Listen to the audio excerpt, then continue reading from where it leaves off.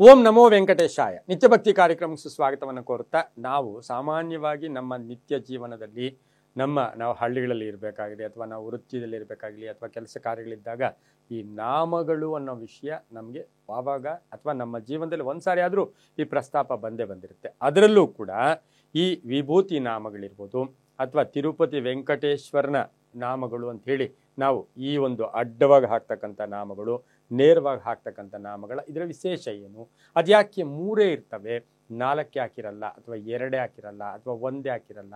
ಈ ನಾಮಗಳು ಅಂತ ಹೇಳಿದ ತಕ್ಷಣ ನಾವು 1 ನಾಮಗಳು ಅನ್ನಲ್ಲ, 3 ನಾಮಗಳು ಹೇಳ್ತೀವಿ. ವಿಭೂತಿ ನಾಮಗಳು ಹಾಗೆ ವೆಂಕಟೇಶ್ವರನ ನಾಮಗಳು. ಈ ನಾಮಗಳ ವಿಶೇಷ ಏನು, ಯಾಕೆ 3?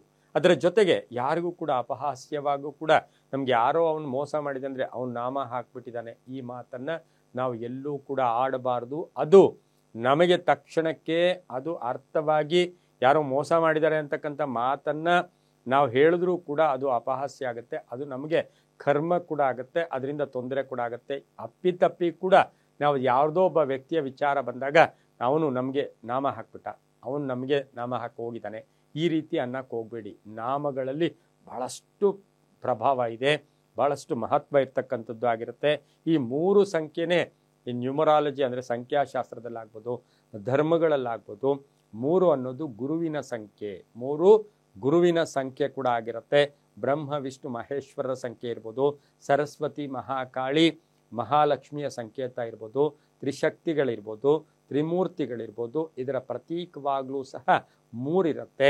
ಯಾರು ವಿಭೂತಿಯನ್ನು ಇಟ್ಕೋತಾರೆ, ಯಾರು ನಾಮಗಳನ್ನು ಹಾಕೋತಾರೆ, ಆ ವಿಭೂತಿ ನಾಮಗಳು ಎಷ್ಟು ಆ ವ್ಯಕ್ತಿಗೆ ಅಪಮೃತ್ಯುವನ್ನು ಹೋಗ್ಲಾಡ್ಸುತ್ತೆ, ಅದರ ಜೊತೆಗೆ ಆ ವ್ಯಕ್ತಿಗೆ ಜ್ಞಾನವನ್ನು ವೃದ್ಧಿ ಮಾಡುತ್ತೆ, ಎಲ್ಲೋ ಒಂದು ಕಡೆ ಜಾಗೃತಿಯನ್ನು ಕೂಡ ಈ ನಾಮಗಳು ವಿಭೂತಿ ಉಂಟು ಮಾಡುತ್ತೆ. ನಿಮ್ಮ ಮನೆಯಲ್ಲಿರೋ ಪುಟ್ಟ ಮಕ್ಕಳಿರ್ಬೋದು, ನಿಮ್ಮ ಕುಟುಂಬದಲ್ಲಿರ್ತಕ್ಕಂಥವರಿಗೆ ವಿಭೂತಿಯ ರೂಢಿ ಇರ್ಬೋದು, ಅಥವಾ ನಿಮ್ಮ ಕುಟುಂಬದ ಪದ್ಧತಿಯಂತೆ ನಾಮಗಳ ರೂಢಿ ಇರ್ಬೋದು.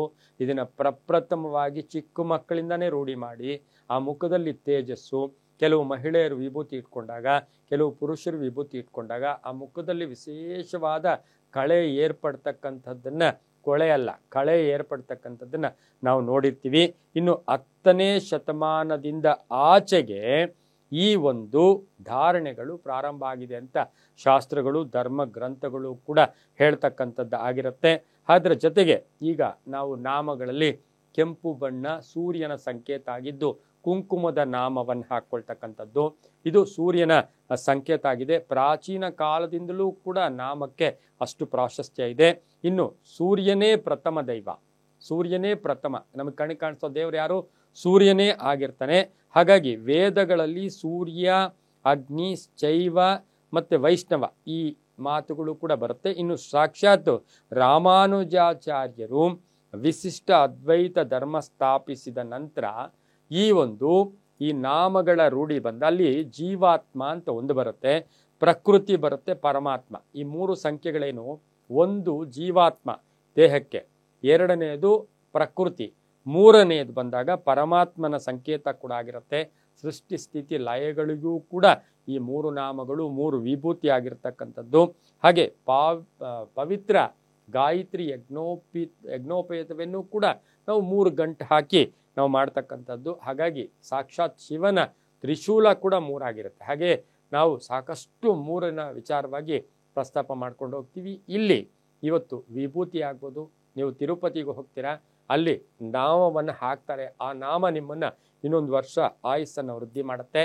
ಇನ್ನು ಕುಟುಂಬದಲ್ಲಿ ಬೆಳಗಿನ ಜಾವ ವಿಭೂತಿಯನ್ನ ಸೂರ್ಯೋದಯ ಅಥವಾ ಬ್ರಾಹ್ಮಿ ಮುಹೂರ್ತದಲ್ಲಿ ವಿಭೂತಿ ಹಚ್ಕೊಳ್ಳೋದು ಅಥವಾ ನಾಮ ಹಾಕ್ಕೊಳ್ಳೋದು, ಇದರಿಂದ ಏನಾಗುತ್ತೆ ಅಂದರೆ ದೇಹಕ್ಕೆ ಒಂದು ಅಂತಃಶಕ್ತಿ ವೃದ್ಧಿ ಆಗುತ್ತೆ. ದೇಹ ಒಂದು ವಿಭೂತಿ ಅಂದಾಗ ಸ್ವಲ್ಪ ಅಗ್ನಿ ಶಕ್ತಿಯೂ ನಮಗೆ ಕೊಡುತ್ತೆ, ಶಕ್ತಿಯನ್ನು ಕೊಡುತ್ತೆ, ಚೈತನ್ಯ ಕೊಡುತ್ತೆ, ಆಲೋಚನಾ ಶಕ್ತಿಗಳು ಚೆನ್ನಾಗಿರುತ್ತೆ. ಇವೆಲ್ಲವೂ ಕೂಡ ಅದರ ಅನುಭವ ಇರೋರಿಗೆ ಗೊತ್ತಾಗುತ್ತೆ ಅಂತ ಹೇಳ್ತಾ, ಇವತ್ತಿನ ದಿವಸ ವಿಭೂತಿ ನಾಮಗಳನ್ನು ನಿಮ್ಮ ಮಕ್ಕಳಿಗೆ ನೀವು ಭಕ್ತಿಯಿಂದ ಶ್ರದ್ಧೆಯಿಂದ ಈ 3 ಬೆರಳುಗಳಲ್ಲಿ, ಈ 3 ಬೆರಳು ನೋಡಿ, 1 ಗುರುವಿನ ಬೆರಳು, 1 ಶನಿಯ ಬೆರಳು, 1 ರವಿಯ ಬೆರಳು. ರವಿ, ಗುರು, ಶನಿ ಇವು 3 ನಮಗಿದ್ರೆ, ರವಿಯ ಶಕ್ತಿ ನಮಗಿದ್ರೆ, ಗುರುವಿನ ಶಕ್ತಿ ನಮಗಿದ್ರೆ, ಶನಿ ಶಕ್ತಿ ಕೂಡ ಬೇಕು. ಶನಿ ಯಾಕೆಂದರೆ ಆತ ಕರ್ಮಕಾರಕ, ಜೊತೆಗೆ ನ್ಯಾಯಾಧೀಶ. ಹಾಗಾಗಿ ಶನಿಯ ಶಕ್ತಿ, ರವಿಯ ಶಕ್ತಿ, ಗುರುವಿನ ಶಕ್ತಿ ಮಕ್ಕಳಿಗೆ ಬಂದಾಗ ಆ ಮಕ್ಕಳು ತುಂಬ ಕೀರ್ತಿ ಪ್ರತಿಷ್ಠೆಗೆ ಭಾಜನರಾಗ್ತಾರೆ. ನಾವಿಲ್ಲಿವರೆಗೂ ಬಂದು ನಾವೇನು ತಪ್ಪು ಮಾಡಿದೀವೋ ಬೇಡ, ಮಕ್ಕಳಿಗೆ ಒಳ್ಳೇದಾಗಬೇಕು ಅಂತಕ್ಕಂತಹ ಭಾವನೆ ಇಟ್ಕೊಂಡು ಹೆಣ್ಣುಮಕ್ಕಳು ನಾನು ವಿಭೂತಿ ಇಡ್ಬೋದಾ ಮಗುವಿಗೆ? ಇಡ್ಬೋದು. ಗಂಡಸರು ಇಡ್ಬೋದು. ಸೊ ಹಾಗಾಗಿ ಪುಟ್ಟ ಮಕ್ಕಳಿಗೆ ಈಗಲಿಂದಲೇ ವಿಭೂತಿ ಅಥವಾ ನಾಮಗಳನ್ನು ನಿಮ್ಮ ಕುಟುಂಬದ ಪದ್ಧತಿ ಅನುಸಾರವಾಗಿ ಹಾಕ್ಕೊಂಡು ಆ ಮಕ್ಕಳಿಗೆ ನೀವು ಅನುಸರಿಸ್ಕೊಂಡು ಹೋದರೆ ಅದಕ್ಕೆ ಭಾಳಷ್ಟು ಶಕ್ತಿ ಬರುತ್ತೆ ಅಂತ ಹೇಳ್ತಾ, ಎಲ್ಲವೂ ನಂಬಿಕೆಯ ಆಧಾರದಲ್ಲಿ ಅಂತ ಹೇಳ್ತಾ, ಸರ್ವೇ ಜನ ಸುಖಿನೋ ಭವಂತು, ಸಮಸ್ತ ಸನ್ಮಂಗಳಾನಿ ಭವಂತು.